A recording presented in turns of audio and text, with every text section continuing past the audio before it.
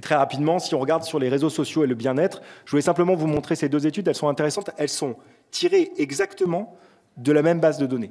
Ces deux études tirées de la même base de données, qui est une énorme base de données, qui est disponible sur des données américaines et anglaises, où quand vous colligez l'ensemble de ces données, vous avez accès à 500 000 données d'adolescents qui peuvent lier le temps qu'ils passent sur les réseaux sociaux et leur bien-être.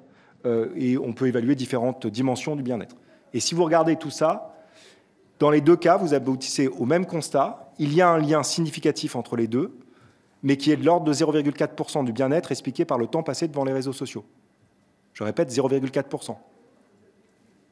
Et dans un cas, à gauche, l'étude conclut à dire que dans ces cas-là, il n'y a pas d'urgence, d'une certaine manière, en termes de santé publique. L'autre étude qui observe exactement la même chose vous dit qu'il y a donc une urgence en termes de santé publique.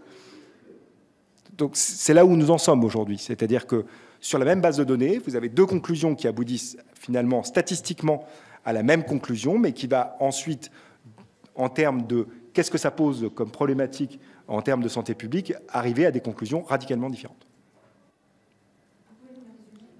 Oui.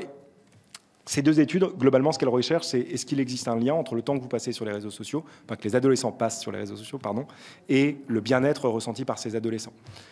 Ces deux études, vous faites tourner des modèles statistiques plus ou moins complexes, mais globalement, ce à quoi elles aboutissent, quelles que soient ces études-là, c'est que globalement, le temps passé devant les réseaux sociaux explique 0,4% du bien-être des adolescents, ou de la variation du bien-être des adolescents. Mais les deux concluent à la même chose. À gauche, vous avez une chercheuse qui dit si c'est 0,4%, il n'y a pas de problématique de santé publique, et des chercheurs à droite qui vous disent s'il y avait 0,4%, c'est donc un problème de santé publique. Ça, moi, je ne conclus pas là-dessus, c'est à vous de conclure là-dessus. Je vous dis simplement qu'on en est là aussi. C'est-à-dire que même avec des données qui sont basées, objectivées et sur les mêmes bases de données, on arrive à des conclusions radicalement différentes. Pour ce qui relève des réseaux sociaux et des difficultés psychologiques, si on regarde de 1990 à 2017, on n'a pas d'explosion, contrairement à ce qu'on peut entendre, je sais, d'un certain collectif donc, que je ne nommerai pas, il n'y a pas d'explosion des difficultés relatives au bien-être des adolescents quand on regarde un certain nombre de modèles statistiques un peu complexes. Sur des bases de données qui sont des bases de données qui sont consolidées de ce point de vue-là. C'est-à-dire qu'on est sur des très grosses bases de données. Donc entre 1990 et 2017, vous n'avez pas d'explosion des difficultés psychologiques rencontrées par les adolescents du fait, et encore une fois, ça ne serait qu'une corrélation, du fait de l'émergence de plus de numérique dans leur vie quotidienne. C'est une corrélation globale. C'est une corrélation globale. Et j'y viens. J'y viens. Vous avez entièrement raison.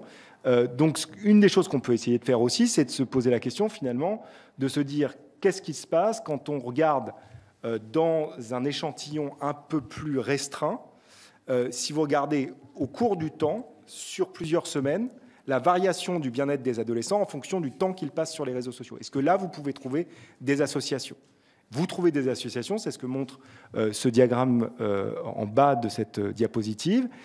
Mais ce que vous voyez, c'est qu'on a deux informations différentes quand on regarde en intra-individuel, c'est-à-dire pour un individu donné, la variation du temps qu'il passe sur l'écran et la variation de son bien-être. On a plutôt un effet de plus il passe du temps sur les écrans, plus on a une diminution de son bien-être. C'est très relatif, hein, c'est en quelques pourcents. Et que, paradoxalement, pour ceux qui dépassent plus de 3 à 4 heures de temps passé sur ces réseaux sociaux, on a une augmentation du bien-être. Donc, ce n'est même pas linéaire en termes de temps qu'on passe devant ces écrans-là.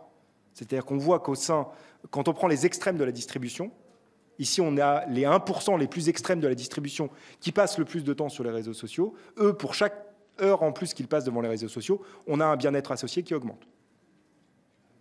Et si vous regardez en inter-individuel, j'essaye de rentrer dans toute la complexité de ces données, si vous regardez entre les individus, à ce moment-là, quand vous êtes sur les 5% qui consomment le plus, les 95% de la population, excusez-moi, qui regardent des écrans, chaque heure passée entre 0 et 2 heures sur les écrans est plutôt associée à une augmentation du bien-être.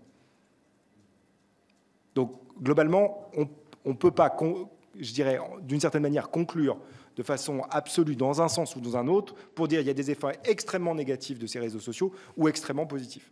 C'est ni l'un ni l'autre, c'est de toute façon des effets extrêmement faibles et là où je vous rejoins, qui vont dépendre en fait fondamentalement des prédispositions psychologiques de ces adolescents. En fait, si on regarde l'adolescence comme une population ou les adolescents comme une population homogène, on se trompe dans le constat que nous faisons parce qu'effectivement, ces réseaux sociaux sont finalement des amplificateurs de difficultés psychologiques préexistantes chez l'adolescent.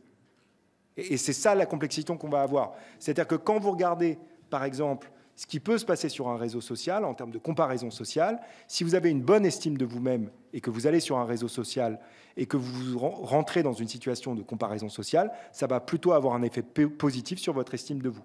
Si vous venez avec une estime de vous qui est négative ou mauvaise, vous allez sur un réseau social, cette comparaison sociale va aboutir à une diminution de votre estime de soi.